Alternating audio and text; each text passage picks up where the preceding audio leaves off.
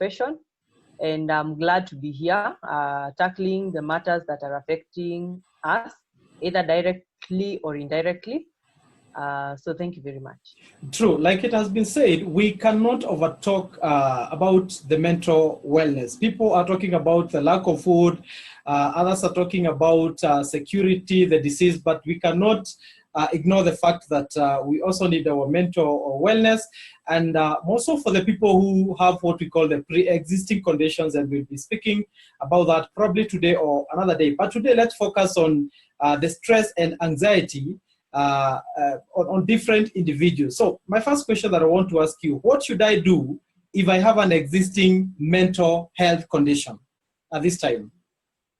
On that, it is very important for the individual to continue with their treatment plan together with their psychiatrists and also their therapists, because even before this pandemic, there was a plan, there was a treatment plan that they were already following. It is very important to still follow through with it.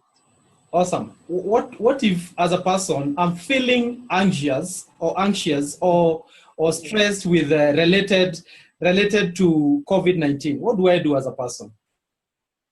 One, it's very important to acknowledge that the anxiety is a normal emotion that will arise because of this pandemic. But the main question, just like you've asked, what do I do? Because yes, we are saying it's normal.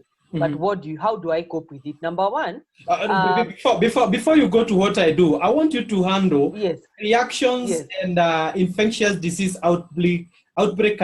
What are these reactions that someone can feel to know that they're anxious?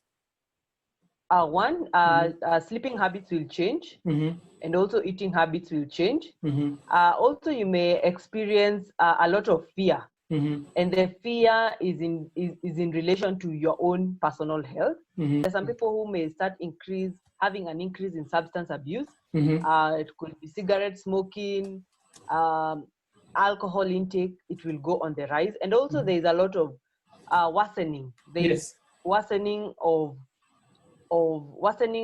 the, what do I call, chronic health problems. The individuals who will have who already have pre-existing health conditions, so they will start worsening. Yes, so these are some of them. Yes. Then what can I do to support myself when all this is happening and I have all these things that point to the direction that I have stress? What do I do?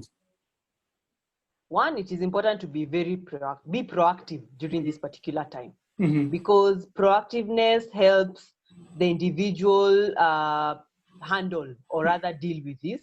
Also, it is important to avoid excessive exposure to media and information that will cause or rather increase the anxiety. Also, take charge of the things that you can control. Recognize the things that are within your reach. It could be the breathing exercises, the walking around, the activities that you can do within your reach. Also, take time to relax. Or rather unwind from the stresses that are around you, and also ensure that you're eating well, keeping fit, and also most importantly, be realistic.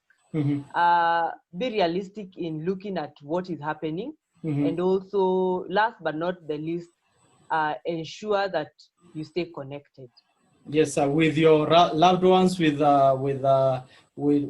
even without our world, even if you're isolated, that is true. Now, what about some of those things that you cannot control? What do I do? Obviously, there are things that are not within our reach, and for that one, we say, or rather, what I can say is don't dwell much on the things that you cannot control.